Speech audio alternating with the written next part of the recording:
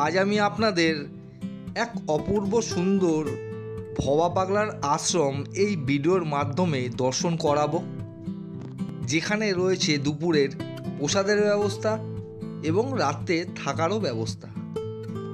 শান্ত আধ্যাত্মিক পরিবেশের মধ্যে রয়েছে এই ভবা পাগলার আশ্রম, যেখানে আসলে আপনাদের মন শান্তিতে ভরে যাবে।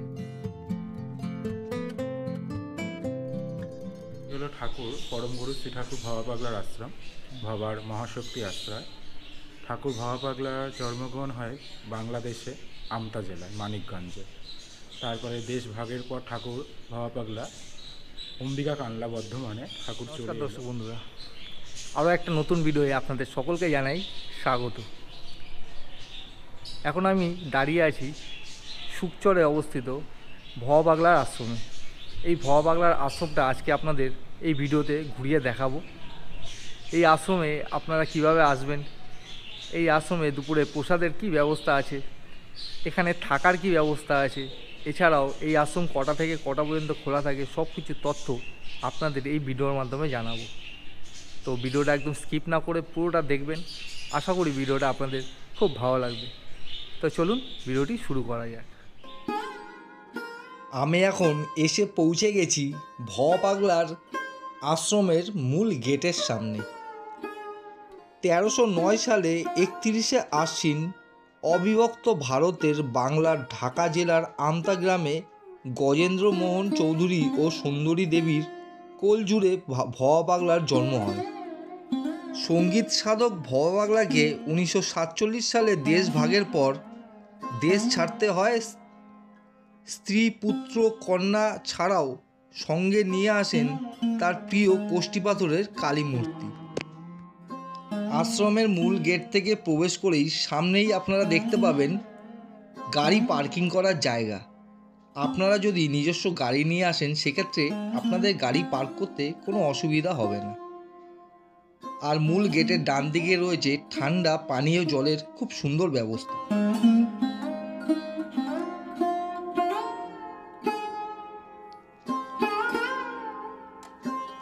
মূল গেট থেকে ঢুকে আপনারা বাঁদিকে দেখতে পাবেন হাত পা ধোয়ার জন্য কল এবং সর্বসাধারণের ব্যবহারের বাথরুম।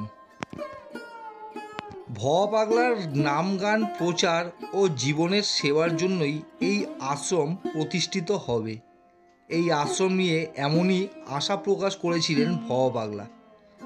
তার মৃত্যুর 6 মাস পরে তারই গঠিত ট্রাস্টির সদস্যগণ এই মন্দির ও আশ্রম নির্মাণের কাজ শুরু করে।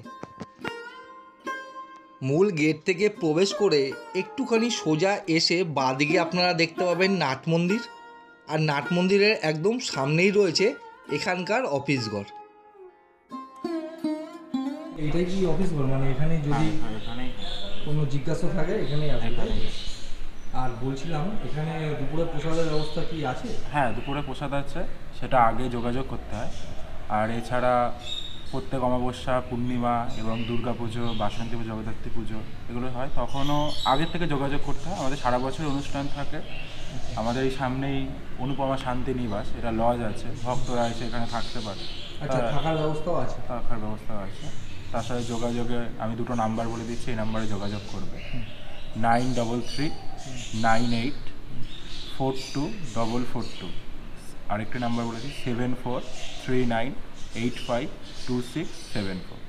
এই দুটো নাম্বারে যোগাযোগ করবে, বললে আমরা সব বলে দেবো ওনাদের যা যা জানার ইচ্ছা এবার থাকার। এবং এর পাশে অনেক আশ্রম আছে, অনেক মঠ আছে।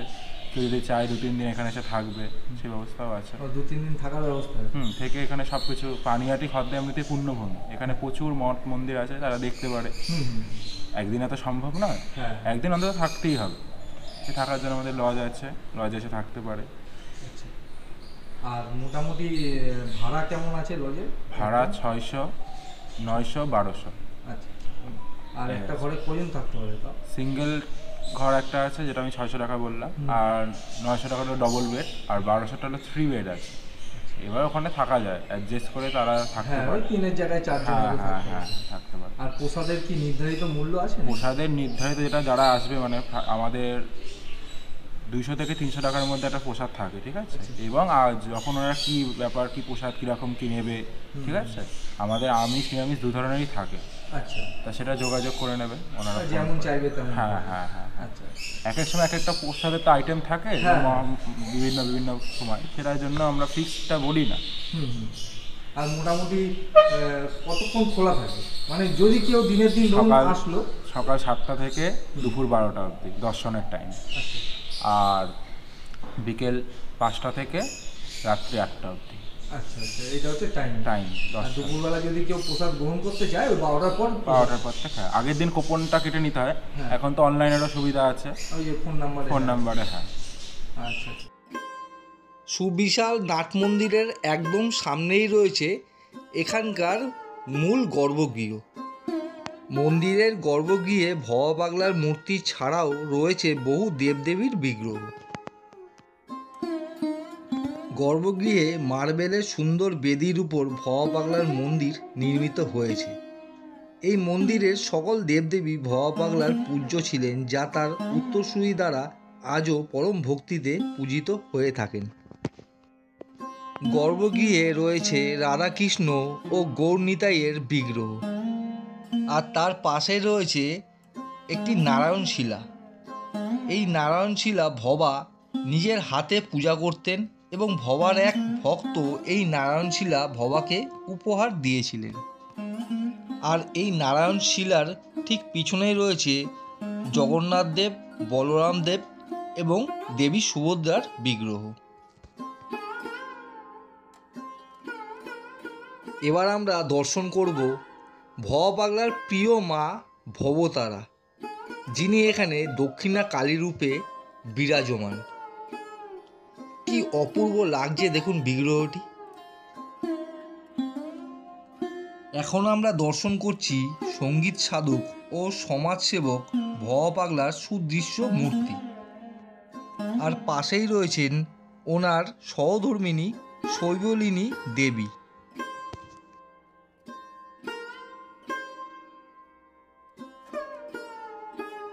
ভবা পাগলার মূর্তির বাম পাশে রয়েছে একটি অষ্টধাতুর দুর্গা মূর্তি, তার পাশেই রয়েছেন মা লক্ষ্মী ও গণেশ ঠাকুরের সুন্দর বিগ্রহ।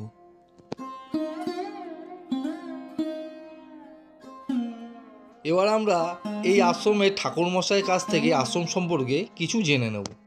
এগুলো ঠাকুর পরম গুরু শ্রী ঠাকুর ভবা পাগলার আশ্রম, ভবার মহাশক্তি আশ্রয়। ঠাকুর ভবা পাগলার জন্মগ্রহণ হয় বাংলাদেশে আমতা জেলায় মানিকগঞ্জে। তারপরে দেশ ভাগের পর ঠাকুর ভবা পাগলা অম্বিকা কানলা বর্ধমানে ঠাকুর চলে এলো। ওখানে মায়ের নাম ছিল ভবার আনন্দময়ী মা, সেই মাকে নিয়ে ঠাকুর ভবা পাগলা চলে এলো। তা অম্বিকা কানলাতে ওই মায়েরই নাম দিল ভবার ভবানী। তারপরে ঠাকুর বিভিন্ন জায়গায় প্রথমে ওনার সন্ন্যাস আশ্রম হয় মুর্শিদাবাদে। তারপরে ঠাকুর বিভিন্ন জায়গায় আশ্রম করেছে। আর ঠাকুর সোদপুরে আসলো। সোদপুরে ওনার খুব ইচ্ছা ছিল এখানে একটি আশ্রম করার। তা ঠাকুর সেটি দেহ থাকতে হয়নি, ঠাকুর সব নাম দিয়ে গেছে। ভবার ভবতারা মা, ভবার রাধারাধ মোহন, ভবার গৌরী শঙ্কর, তুমি দেখলে।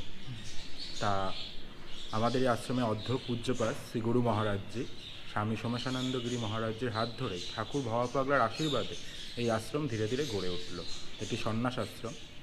তা আমাদের এই আশ্রমে সবই পুজো হয়, দুর্গা পুজো, বাসন্তী জগদ্ধাত্রী পুজো। ঠাকুর ভবা পাগলা উনি আবির্ভাব হয়েছিলেন কোজাগুড়ি লক্ষ্মী পূর্ণিমা তিথিতে, শুক্রবার 31শে আশ্বিন 1903 সালে। উনি 1984 সালে দেহ রাখেন। তারপরে এই 3 মাসের মাথায় এই আশ্রম ধীরে ধীরে গড়ে উঠেছে ঠাকুর ভবা পাগলার আশীর্বাদ। জয় ভবা। তো বন্ধুরা, এবার আপনাদের বলে দিই আপনারা এই ভবা পাগলার আশ্রমে কিভাবে আসবেন। এখানে নিয়ারেস্ট রেলওয়ে স্টেশন হচ্ছে সোদপুর স্টেশন। তো সোদপুর, আপনারা যদি শিয়ালদার দিক থেকে আসেন তাহলে সোদপুর স্টেশনে নেবে, সেখান থেকে বেরিয়ে শুকচরের যে অটোগুলো রয়েছে সেই অটো ধরে নেবেন। তো শুকচরের অটো ধরে আপনাদের অটো স্ট্যান্ডে নামিয়ে দেবে। তো সেখান থেকে 2 মিনিট হাঁটা পথে পেয়ে যাবেন আপনারা এই আশ্রম। আর যদি আপনারা অটো স্ট্যান্ড থেকে টোটো নিতে চান, মানে বয়স্ক লোক থাকে, সেক্ষেত্রে ওখানে টোটো আছে, তো টোটো নিয়েও চলে আসতে পারেন এখানে। আর সোদপুর স্টেশন থেকে অটোর ভাড়া লাগবে প্রতিজন 10 টাকা। আর অটো স্ট্যান্ড থেকে এই আশ্রম পর্যন্ত ভাড়া লাগবে প্রতিজন 10 টাকা। কিন্তু যদি বয়স কম থাকে আপনারা হেঁটেই চলে আসতে পারবেন, 2 মিনিটের হাঁটা পথ। আর যদি আপনারা হুগলি অথবা হাওড়ার দিক থেকে আসেন তাহলে কোন্নগর স্টেশনে নেবে ফেরিঘাট পার করে, মানে ফেরি ঘাটে এসে, কোন্নগর ফেরিঘাটে এসে গঙ্গা পার করে চলে আসবেন পানিহাটি ফেরিঘাট। পানিহাটি ফেরিঘাট থেকে অটো ধরে আপনাদের আসতে হবে সোদপুর স্টেশন। সোদপুর স্টেশন থেকে শুকচরের অটো ধরে আপনারা চলে আসতে পারেন এই ভবা পাগলার আশ্রমে। এছাড়াও আপনারা হাওড়া থেকে বাসে করে আসতে পারেন এই আশ্রমে। সেক্ষেত্রে আপনাদের হাওড়া থেকে বাসে করে আসতে হবে সোদপুর বিটি রোড, আর বিটি রোড থেকে অটো করে আপনারা চলে আসতে পারেন এই শুকচর ভবা পাগলার আশ্রমে। এবার আমরা দেখে নেব এই আশ্রমের ভবার গৌরীশঙ্কর মহাদেবের মন্দিরটি। ভবা পাগলা জীবিত থাকাকালীন এই মন্দির নির্মাণ হয়নি, কিন্তু তার স্বপ্ন বা আশা সত্যি করে তুলেছে তার ভক্তবৃন্দ। মন্দির নির্মাণ হবে এই বিশ্বাস থেকে ভবা পাগলা তার গৌরীশঙ্কর মহাদেবকে পছন্দ মতো গড়ে রেখেছিলেন। এই সেই ভবার সাধের শিবলিঙ্গ বা ভবার গৌরীশঙ্কর।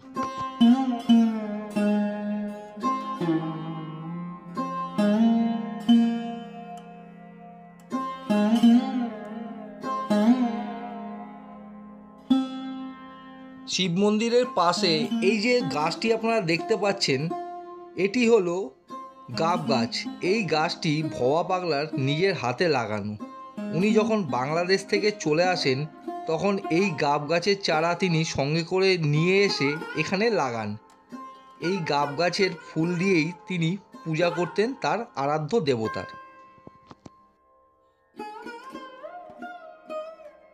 সাধক ভবা পাগলার মূল মন্ত্রই ছিল জীব সেবা। সেই কথা মাথায় রেখেই এই আশ্রমে বিভিন্ন রকমের জীব আপনারা দেখতে পাবেন। এই যে সামনেই দেখতে পাচ্ছেন বিভিন্ন ধরনের রঙিন মাছ, আর তার পাশেই রয়েছে অনেকগুলো পাখি।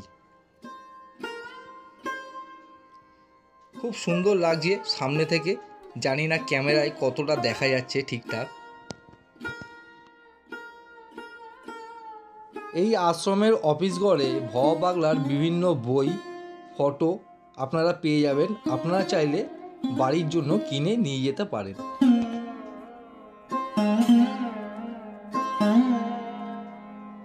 আশ্রমের অফিস ঘরের ঠিক পেছনের দেওয়ালে এই রকম কাচের শোকেসের ভেতর ভবা পাগলার বিভিন্ন ছবি আপনারা দেখতে পাবেন। এই আশ্রমে দুপুরে প্রসাদের খুব সুন্দর ব্যবস্থা রয়েছে। এছাড়াও এখানে থাকারও ব্যবস্থা রয়েছে। আপনারা চাইলে এখানে এসে একদিন বা দুদিন থাকতে পারবেন, সেই ব্যবস্থা এখানে রয়েছে। খুব সুন্দর সুন্দর ঘর রয়েছে, তো আপনাদের সবই দেখাচ্ছি। আপনারা যদি এই আশ্রমে এসে দুপুরের প্রসাদ গ্রহণ করতে চান অথবা এখানে এসে থাকতে চান তাহলে স্ক্রিনে দেখুন নাম্বার দিয়ে দিচ্ছি, এই নাম্বারে ফোন করে যোগাযোগ করে নেবেন। তাহলে এখানকার যে মহারাজরা রয়েছেন আপনাদের সমস্ত ডিটেল ওনারা বলে দেবেন। এখন আমরা দেখছি ভবার অনুপমা শান্তি নিবাস। মানে আপনারা যদি এই আশ্রমে এসে থাকতে চান, এই বিল্ডিংয়েই যে ঘরগুলো রয়েছে সেখানে আপনাদের থাকার ব্যবস্থা করা হবে। তো চলুন আপনাদের একটা ঘর দেখিয়ে দিচ্ছি এখানকার ঘর কেমন। আপনাদের একটা তথ্য দিয়ে রাখি, আপনারা যদি এখানে এসে 2 দিন বা 3 দিন থাকতে চান সেক্ষেত্রে আপনারা ঘর পেয়ে যাবেন। এছাড়াও আপনারা যদি ডোনেশন দিয়ে এখানে সারা জীবনের মতন থাকতে চান সেটাও আপনারা পারবেন। খুবই সুন্দর ব্যবস্থা, এখানে লিফটও রয়েছে, বয়স্কদের কোনো অসুবিধা হবে না। আর একদম পরিষ্কার পরিচ্ছন্ন, আর বিল্ডিংটা সবে নতুন তৈরি হয়েছে আর কি, দেখলেই আপনারা বুঝতে পারবেন। এই হচ্ছে ঘর, এই যে ঘরটি দেখতে পাচ্ছেন অনেকটা বড় ঘর। এই ঘরের মধ্যে যে খাটটি রয়েছে এখানে 3 জন থাকার ব্যবস্থা ওনারা বলছেন, কিন্তু আপনারা চাইলে 4 জনও অ্যাডজাস্ট করে থাকতে পারবেন। এই ঘরটি এসি ঘর। এসি যদি আপনারা নেন সেক্ষেত্রে এসির ভাড়া হবে আলাদা, আর যদি এসি ছাড়া নেন সেটাও হবে, এসি ওনারা চালাবেন না। আর এরকম বাঁদিকে দেখুন আপনারা এই জল গরম চা এইসব করার জন্য এরকম জায়গা করা রয়েছে। খুবই সুন্দর একটা ঘর, মানে আমার তো খুবই ভালো লেগেছে ঘরটি। আর ঘরের এরকম ব্যালকনি দিয়ে আপনারা গঙ্গা নদীর দৃশ্য দেখতে পাবেন। এই যে দেখুন সামনে একটা ঠান্ডা হাওয়া এখান থেকে সবসময় বইছে।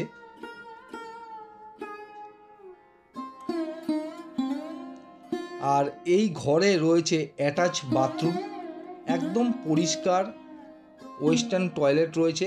তো আপনাদের এক ঝলক দেখিয়ে দিচ্ছি, আপনারা দেখে নিন টয়লেটটা। আপনারা যদি এখানে এসে থাকতে যান, ফোন নাম্বার দিয়ে দিচ্ছি, আপনারা ফোন করে জেনে নেবেন বা জানিয়ে দেবেন, তাহলে আপনারা এখানে এসে থাকতে পারবেন। আর এই যে সামনে বিল্ডিংটা আপনারা দেখতে পাচ্ছেন, এটি হলো এখানকার সাধু নিবাস। এখানকার মহারাজেরা এখানেই থাকেন। ভবা পাগলা আশ্রমের একদম উল্টো দিকে যে রাস্তাটি চলে গেছে, এখান থেকে 1 মিনিট হাঁটলেই আপনারা পেয়ে যাবেন ক্যাম্প ঘাট। তো বন্ধুরা, এই সুকচর ভবা পাগলার আশ্রমটা আজকে আপনাদের ঘুরিয়ে দেখালাম। আপনারা এখানে কিভাবে আসবেন, আপনারা এখানে এসে দুপুরে প্রসাদ কিভাবে পাবেন, এছাড়াও এখানে থাকার কি ব্যবস্থা, সমস্ত কিছু তথ্য আপনাদের এই ভিডিওর মাধ্যমে জানিয়েছি। তো ভিডিওটা যদি ভালো লাগে অবশ্যই একটি লাইক করবেন আর চ্যানেলটিকে সাবস্ক্রাইব করে আমার পাশে থাকবেন। আজকের মতো এটুকুই, দেখা হবে পরবর্তী নতুন ভিডিওয়। সুস্থ থাকবেন, ভালো থাকবেন ও নিরাপদে থাকবেন। সুকচর ভবা পাগলার আশ্রম থেকে আজকের মতো বিদায়।